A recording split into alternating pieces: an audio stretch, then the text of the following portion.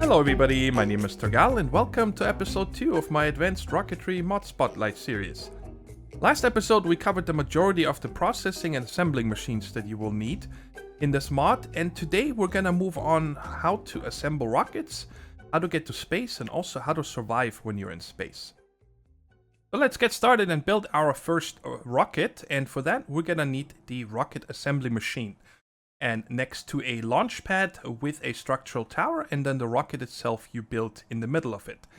The launch pad, you mark the X and Z dimensions of the rocket. So how wide is it and how deep is it? And with the structural tower, you mark how tall the rocket is. And then you use the guidance computer to scan it and as well also build the rocket. So instead of just using something that I pre-built, I wanted to just go over building one together with you guys. And for that, I'm going to make the minimum size launch pad that is required. Launch pads can be 3 by 3 up to 16 by 16, and they can be square or rectangular, just like that. And of course, we could put this in the ground, but for here, I'm just going to set it on top. And next to that, we're also going to need this structural tower. And you cannot, let's say you have the launch pad in the ground like this. You cannot put the structural tower just next to it like this. It needs to be touching the side of the launch pad. So right here, like this is wrong, even though you know you would only mark the height as 1 high. And this is the correct way to do it. So it needs to touch the side, and it also cannot be diagonal. But otherwise, we can put this anywhere. We can put it here, we can put it in the center. As long as it's touching it directly next to it, it is fine. And for our test here, or for our first build, I need to make this rocket 10 tall. 3, 4, 5, 6, 7, 8, 9, 10. So there's actually 11 of these blocks, but this one down here is just so it connects it right there, okay?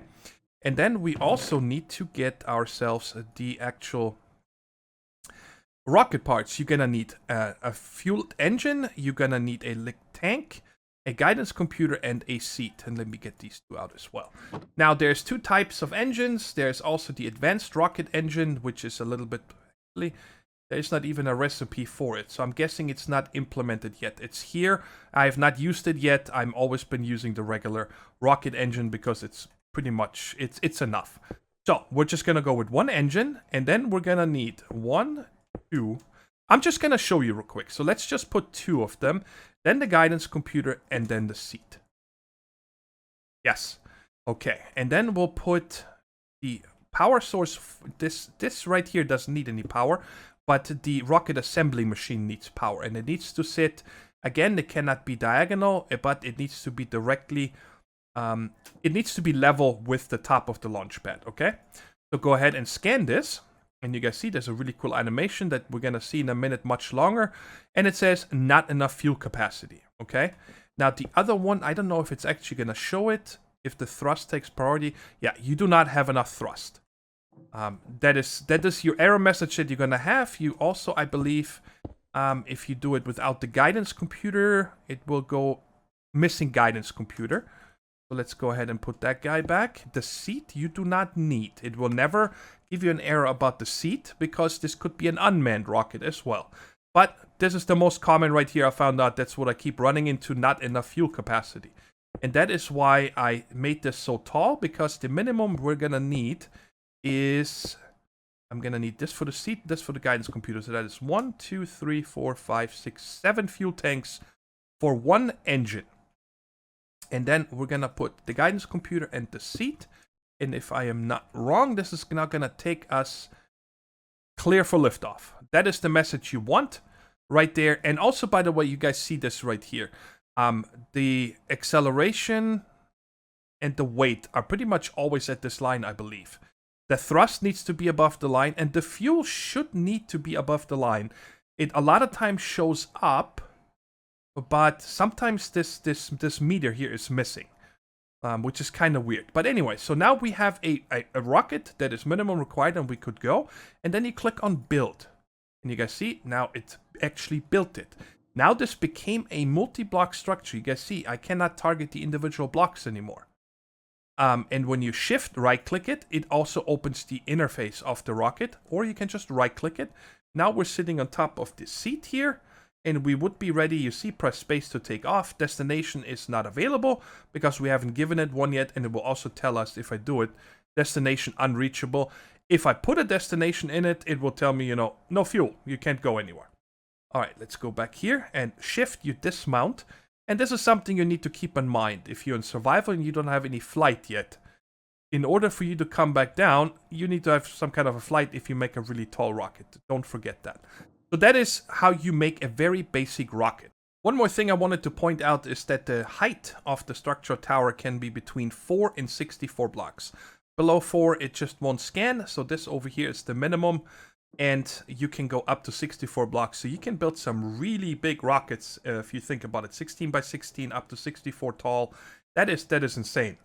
And I built a little bit of a better rocket over here. At least it looks like a rocket, right? I think that's without any more fanciness. It somewhat resembles a rocket right here.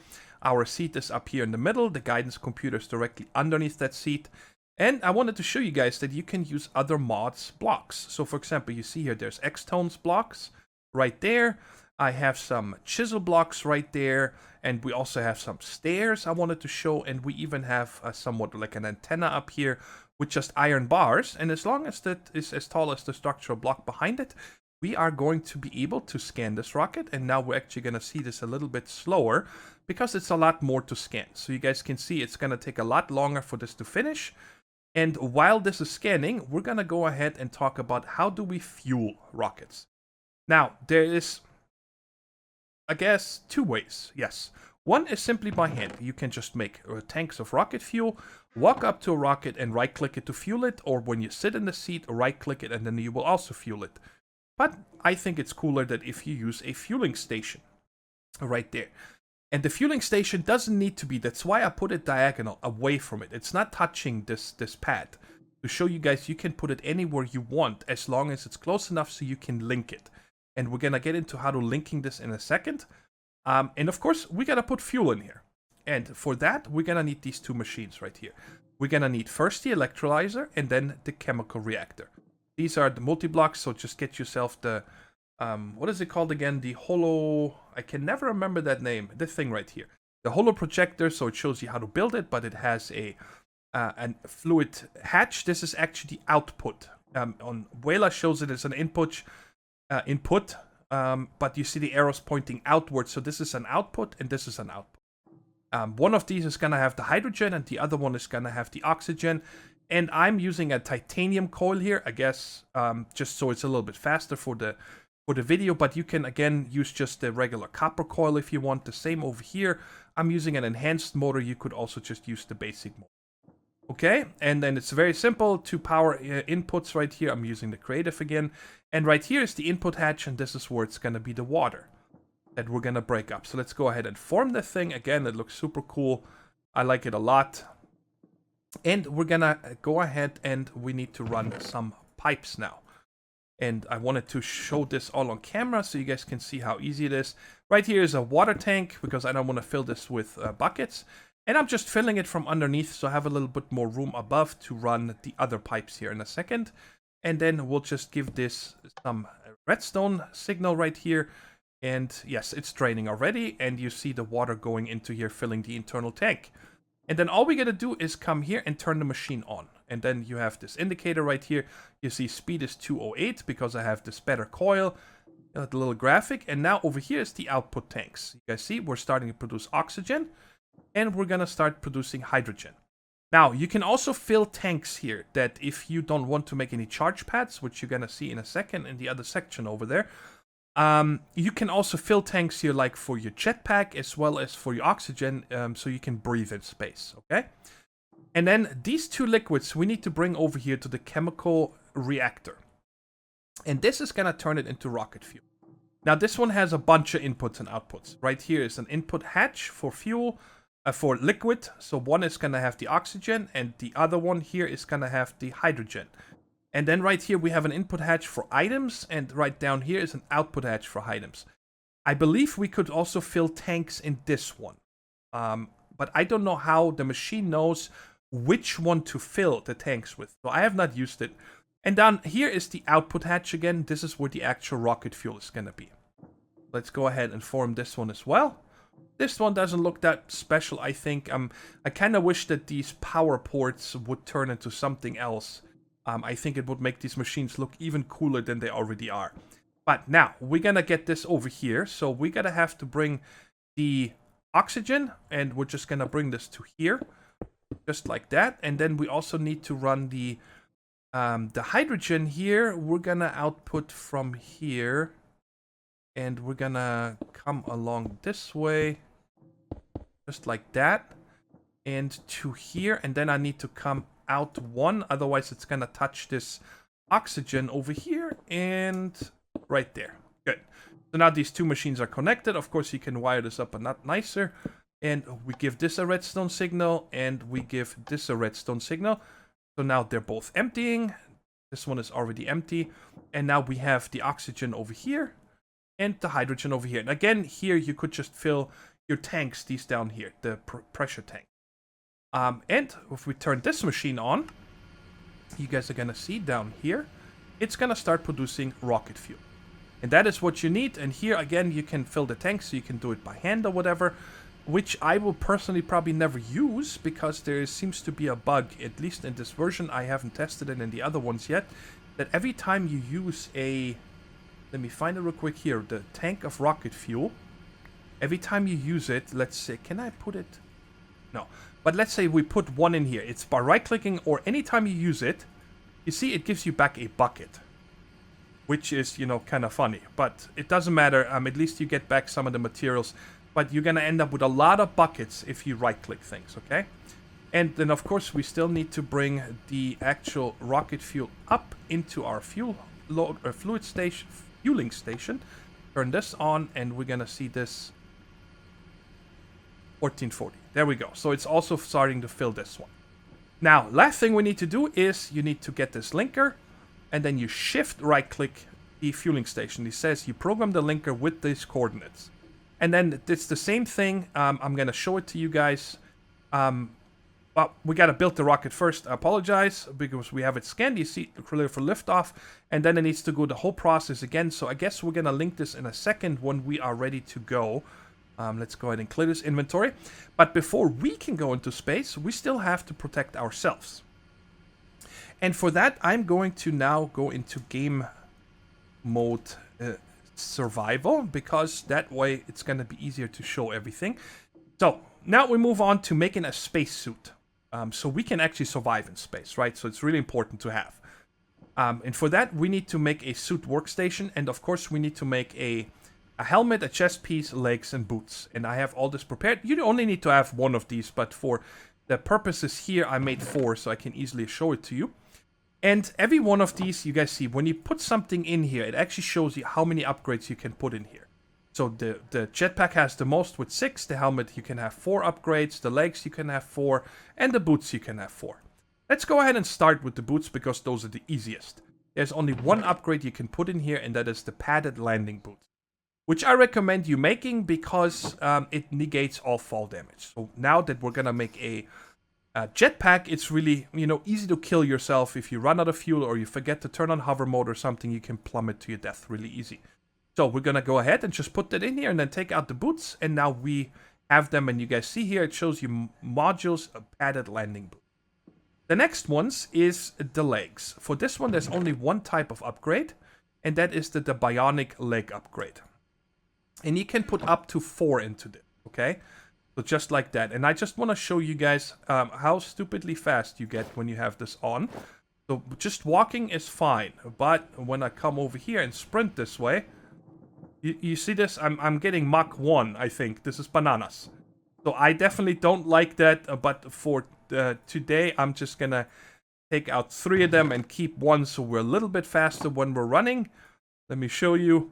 I mean, this is bananas. This is already very fast here with just one of these bionic upgrades. I think this is quite comfortable.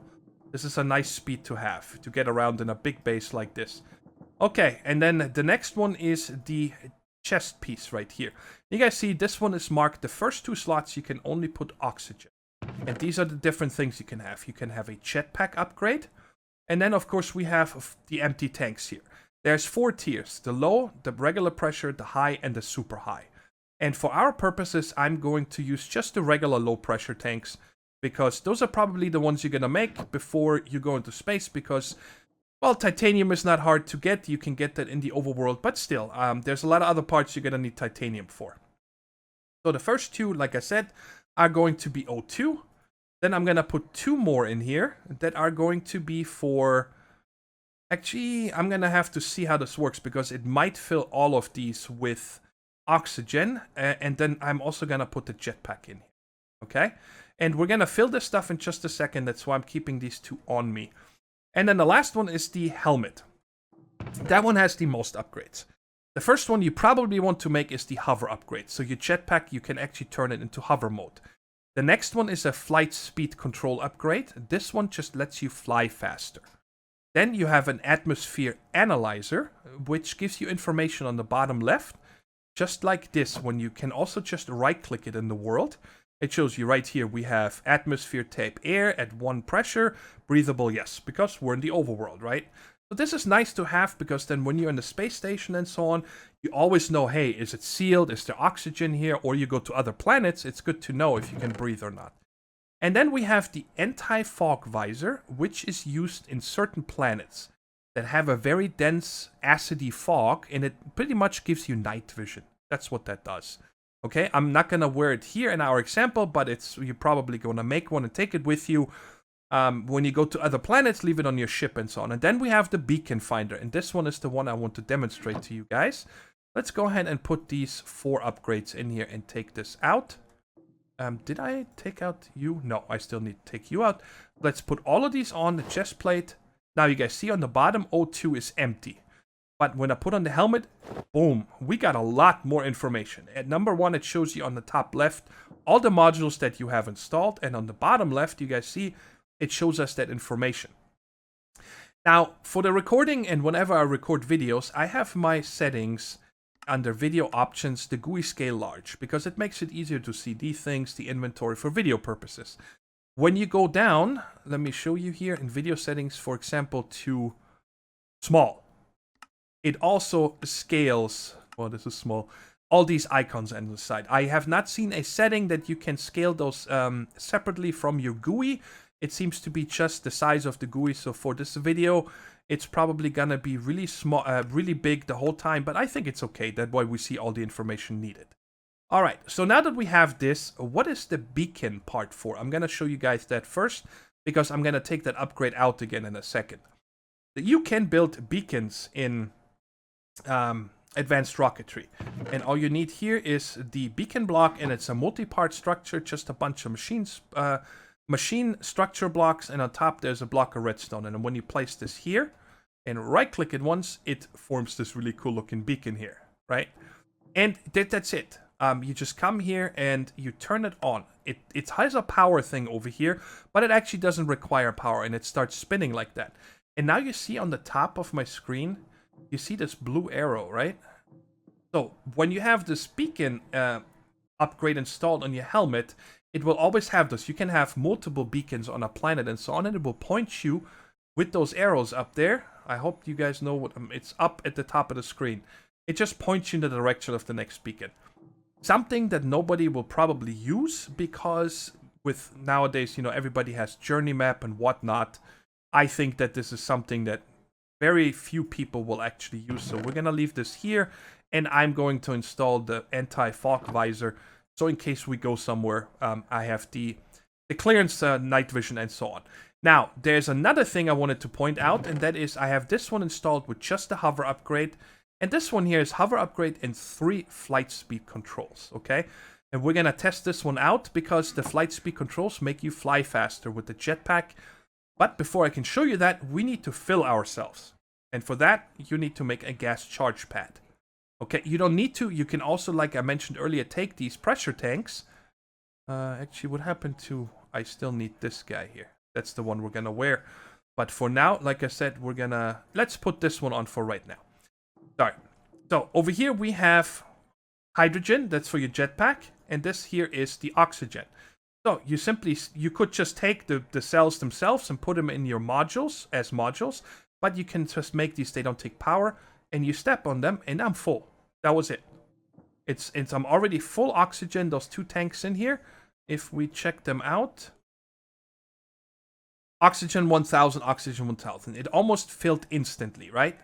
And now I'm going to put in the other 2 upgrades. I'm not sure if it will always just fill these 2 with oxygen.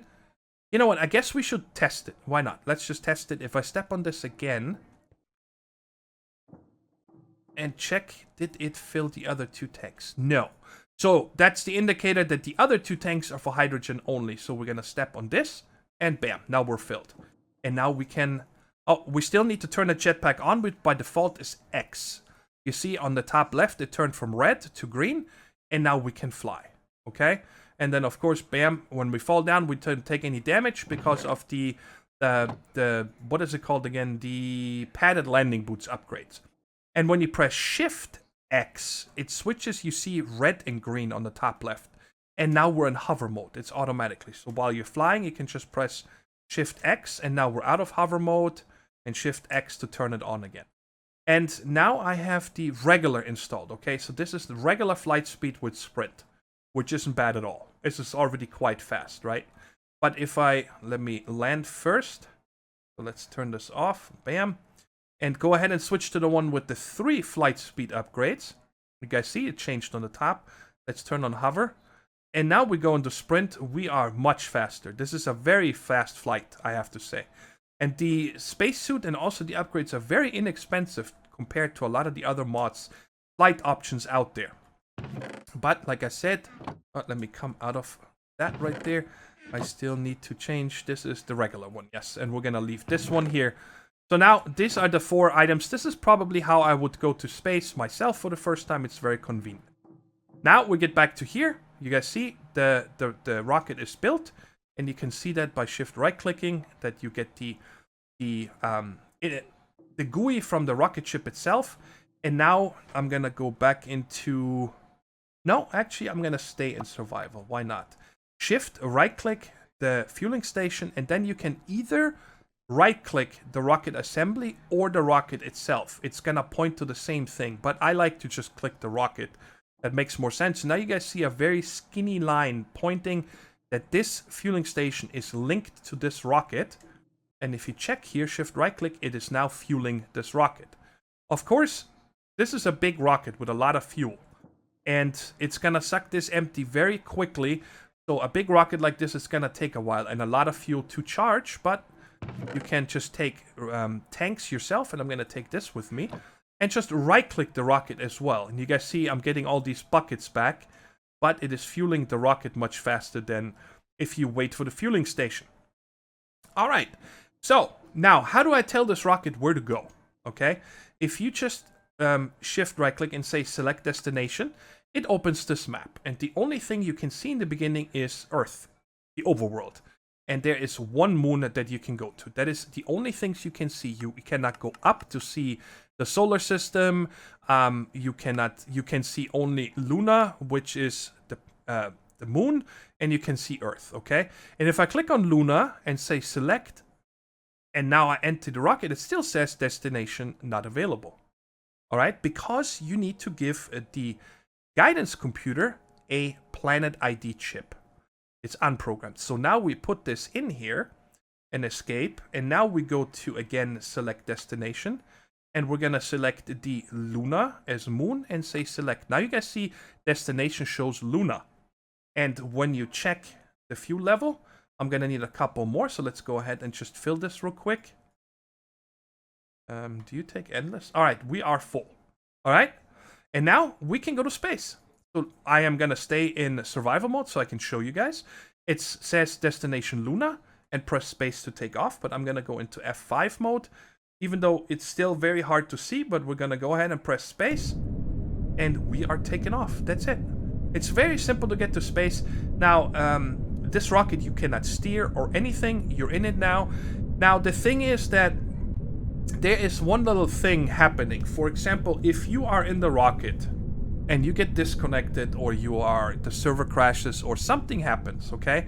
you are gonna come back in outside of the rocket, but the rocket keeps going. So that is, I don't think there's any solution that as a programmer you can really do. So be careful with that. When you play single player, maybe do a backup of your world or something, and in multiplayer you just need to cross your fingers that nothing happens. There we go. One small step, we got an achievement, and we're gonna find ourselves in orbit in just a second. There we go. And now it says, press space to descend or would auto descend in 20 seconds.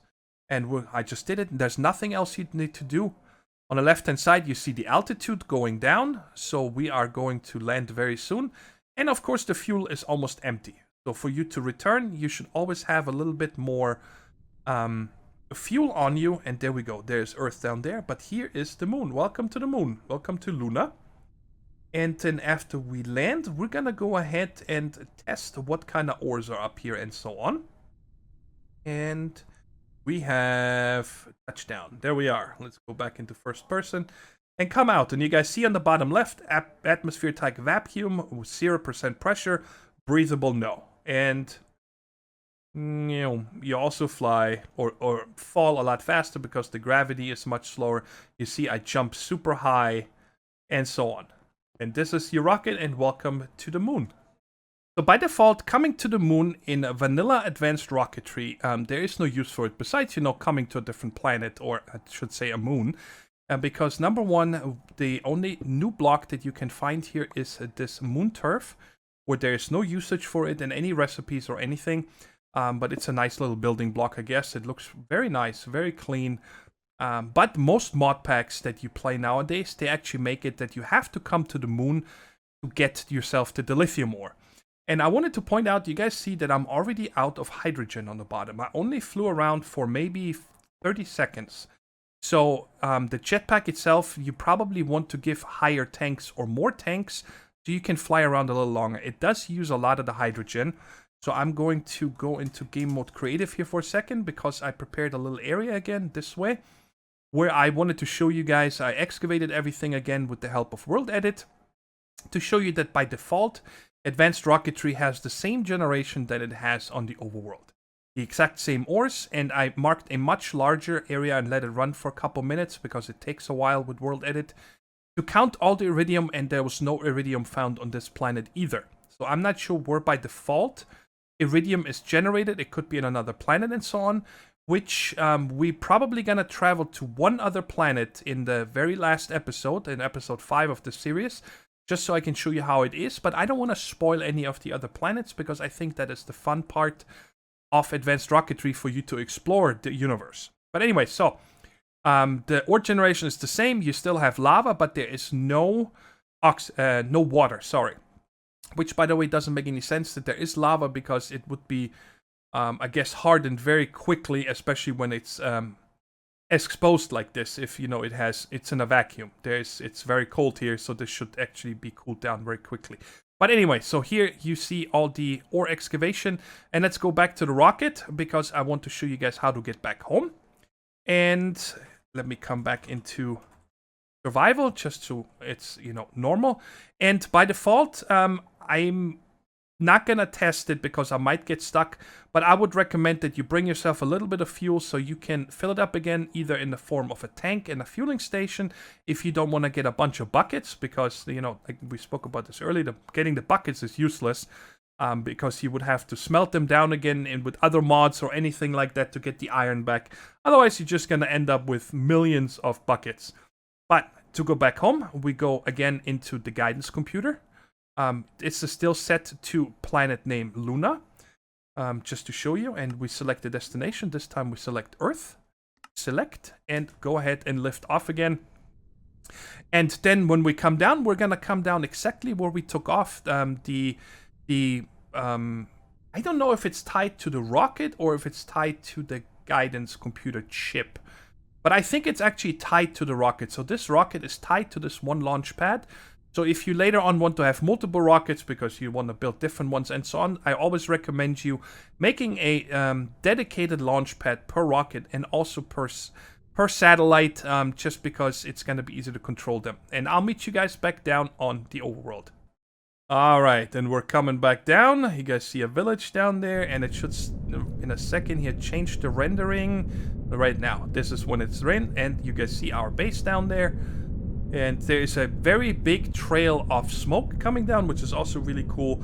It looks much better later when you see the actual satellites, when we're in the next episode start playing with satellites and shoot them up into space. But you guys see, I am back exactly where we took off. I'm not going to take any fall damage because I got the boots. And there we are. We are back home on the overworld, and there's the... This dissipates after a couple seconds. It doesn't take too long. And, of course... Actually, is the rocket full? So it looks like that after you land... Yes. Okay, I did not know that part. So that means every time the rocket lands, we need to tie it again. This time I'm going to show you. If you click on the rocket assembly machine... Linked successfully. There we go. And you guys see that line goes back up. It's kind of hard to see with all the smoke. But you see a little line and it goes back to the rocket. Today, we went up into space. I hope you guys enjoyed the episode and it cleared up a lot of questions on how to make the fuel, how to use these machines, how to build rockets, how to fuel them, how to navigate them with the Planet ID chip and so on. And I'll see you in the next episode tomorrow, where we are going to start playing with satellites and collecting a bunch of space data and so on, and what you do with those. And until then, take care, stay safe, and bye-bye.